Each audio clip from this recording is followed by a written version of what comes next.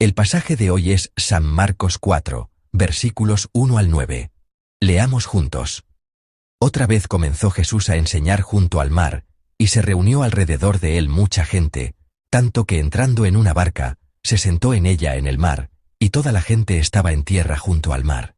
Y les enseñaba por parábolas muchas cosas, y les decía en su doctrina: Oíd, he aquí, el sembrador salió a sembrar, y al sembrar, aconteció que una parte cayó junto al camino, y vinieron las aves del cielo y la comieron.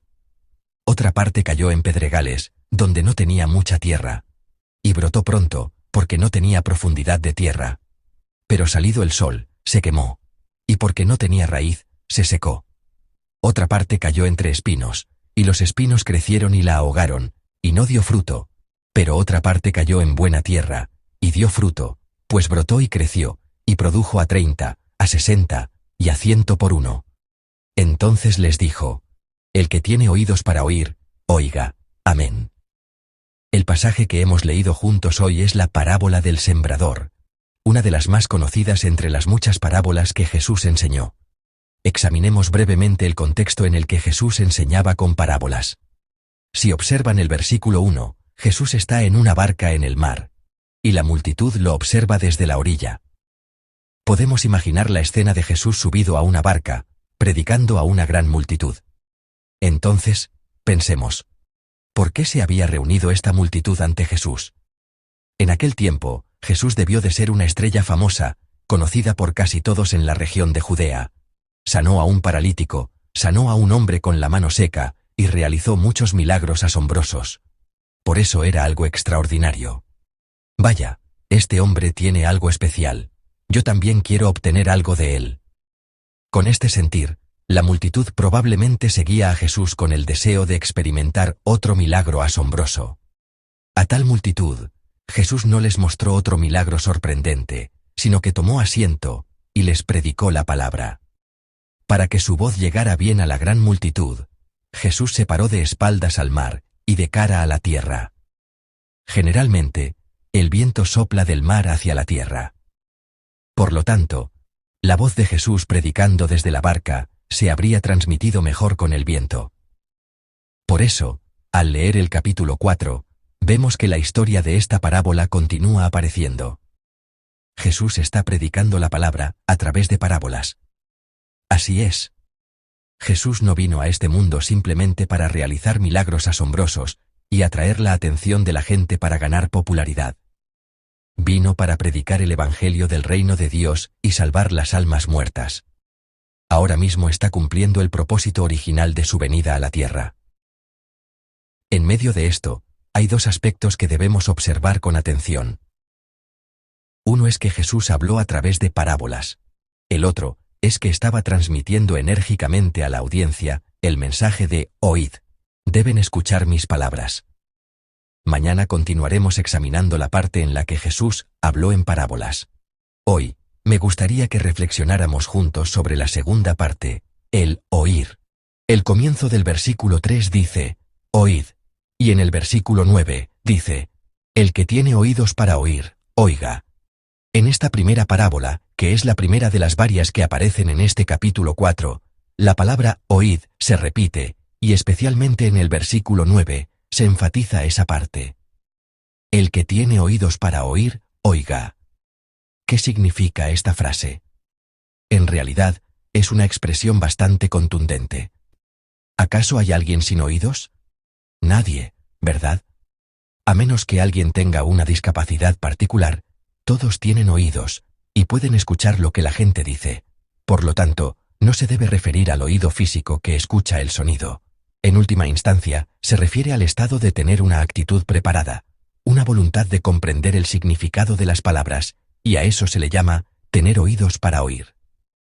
El hecho de que se escuche un sonido no significa que se comprenda el 100% de su significado, o que se esté de acuerdo con todo lo que se dice.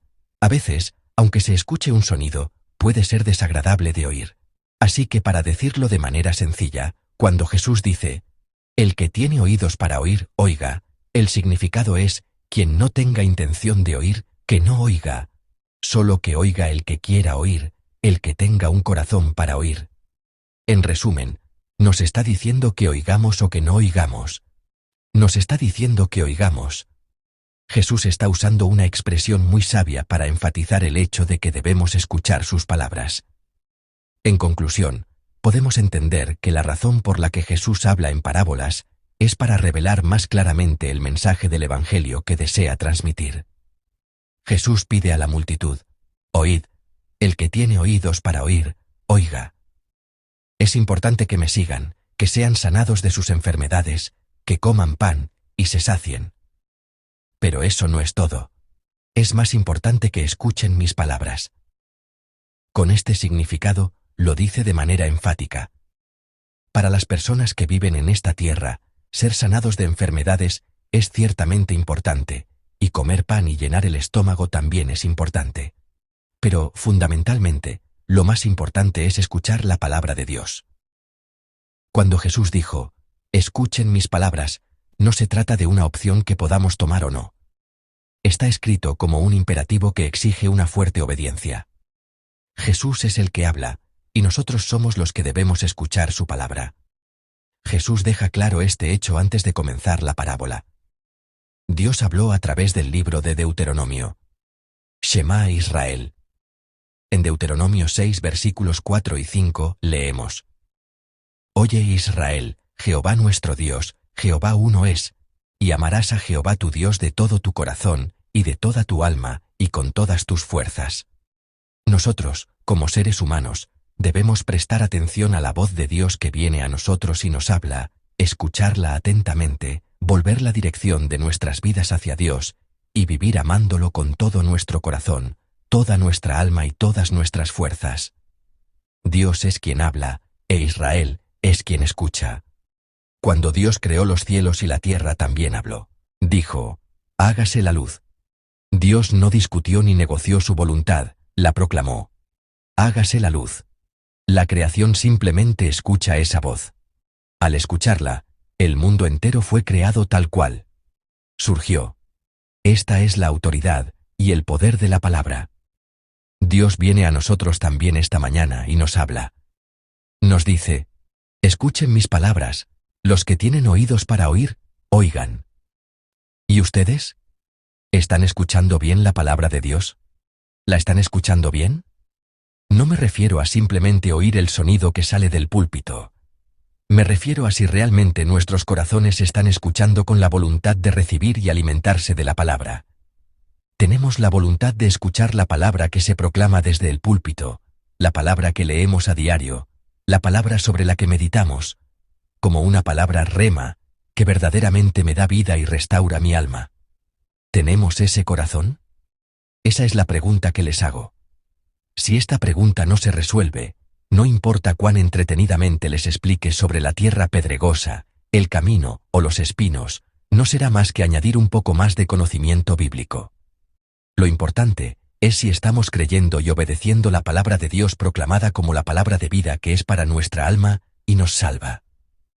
Antiguamente, hubo una época en la que la gente creía sin siquiera abrir la Biblia, simplemente creyendo a ciegas y diciendo: obediencia, amén. Era una época en la que no se consideraba importante analizar, estudiar o investigar. Simplemente hay que creer.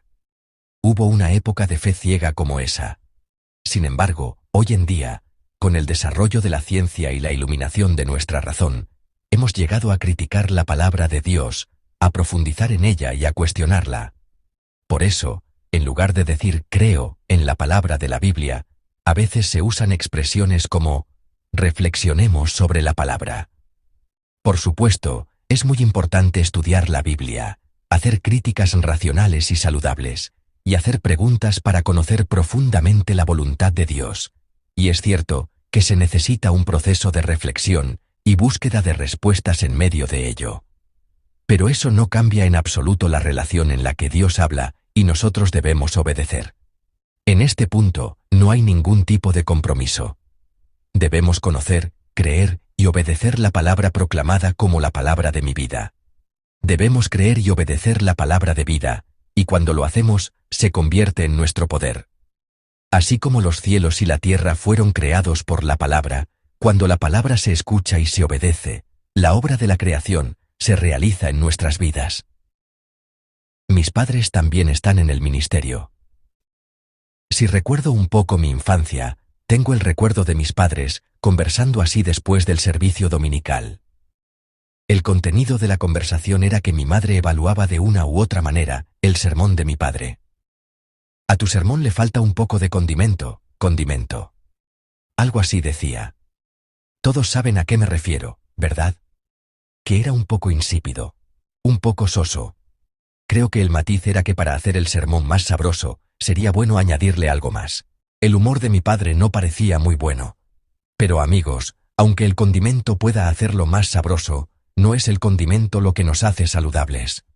Lo que nos hace saludables, fuertes y nos mantiene vivos, no es el condimento, sino el arroz mismo, ¿no es así? Las verduras, la carne, los ingredientes básicos son los que nos hacen saludables. De hecho, hoy en día vivimos en una época en la que se usan menos condimentos. Vivimos en una era en la que lo bajo en sal y bajo en azúcar es la tendencia. Vivimos en una época en la que la razón humana ha alcanzado un nivel muy alto. Por eso, sin darnos cuenta, hemos desarrollado una fuerte tendencia a juzgar e interpretar la palabra que se proclama y que leemos. Pero, amigos, ¿qué beneficio nos trae hacer eso? Al final, es a través de esa palabra que nos alimentamos y con esa palabra que debemos crecer. Al final, si nos quejamos de la comida, solo nuestro cuerpo se daña y solo nosotros salimos perdiendo.